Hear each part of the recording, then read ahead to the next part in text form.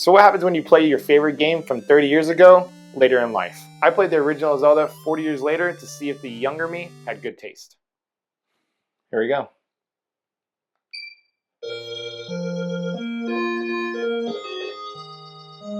So over the years, I've played thousands of games.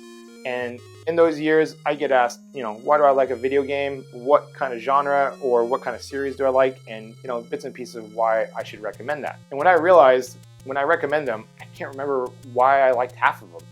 I can tell you that I like them because I feel like I like them. But the point I get across is that I don't really remember exactly bits and pieces and big details of the game of why I like that game. So I decided, I want to get some of that spark back, get the real reason why I like these games or why I don't anymore, and kind of get a new perspective, because I feel like younger version of me and older version of me may have two different perspectives. So I really wanted to start with a game that I hold near and dear to my heart, and that's Zelda.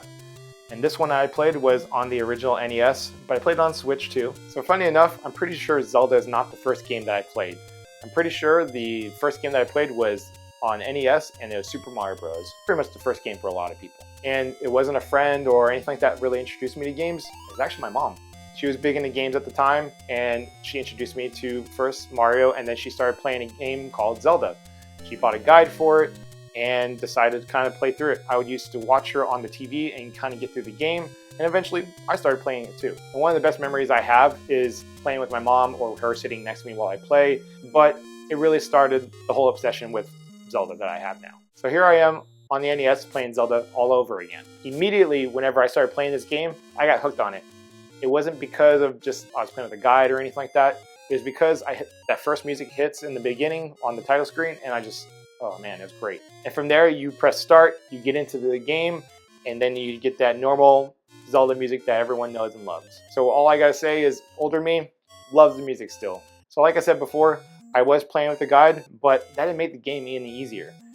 Granted, some parts were a little easier because in the guide, the first 30 minutes to get you the power-ups and all that kind of stuff pretty early on, but it's still largely based on some basic skill through playing the game. And I'm a little rusty when it comes to NES games. It took me like 5 hours to beat the game with the guide, and I got used to it all the way through it, and I didn't die on the final dungeon or anything. But at the end of the day, I just didn't expect it to be as hard as it was when I first started playing, and I did struggle for a little bit. There was some grinding to it, some of that ruby grind that you gotta go through, even if you gotta get those special rubies in the beginning from the special secret spots that you can get through the guide, or if you find them on your own. So here's some surprises that I didn't really expect while playing the game. I thought I was gonna remember everything about the game, or there's a good portion about it, but what I realized was, even through the guide, I didn't realize there were certain items, I didn't realize there were certain secrets, I didn't realize there were certain bosses. It's a whole bunch of things where I just forgot. What was cool about that was the fact that it was kind of a genuine rediscovery of the game. I had this nostalgia for Zelda, or all Zeldas.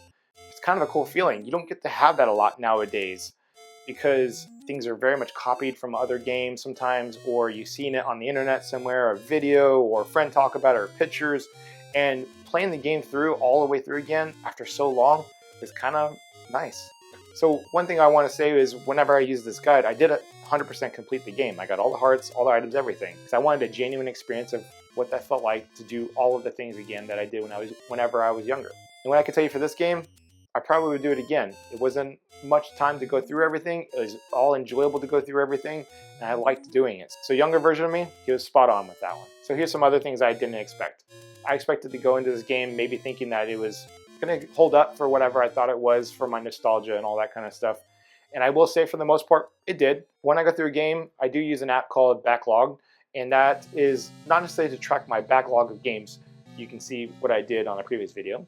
But what I do use it for is to track the games that I finish and rate them, and just kind of keep a log of what I feel like I liked and what I didn't like at the time too, whenever I finish a game, or if I've dropped a game, that kind of thing too. Helps me kind of remember where I was with things and how it feels. Originally, whenever I rated this, it was at a 4.5 out of 5. Now, I dropped it, I believe, to like a 3 whenever I did that. I still like the game a lot, don't get me wrong, that's still middle of the road.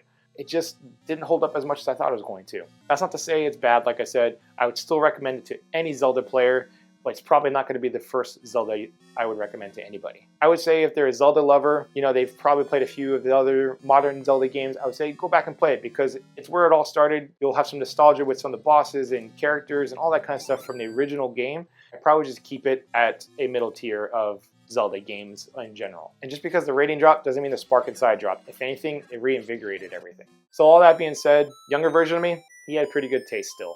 This keeps me excited to go through and play some of the older games that I've played before. Maybe I just never played again, and go through the motions and do this again. So with that reinvigoration, I'm going to keep doing this. I want to play some of the older games that maybe I've never played again, or maybe it's been a long time since I've replayed it.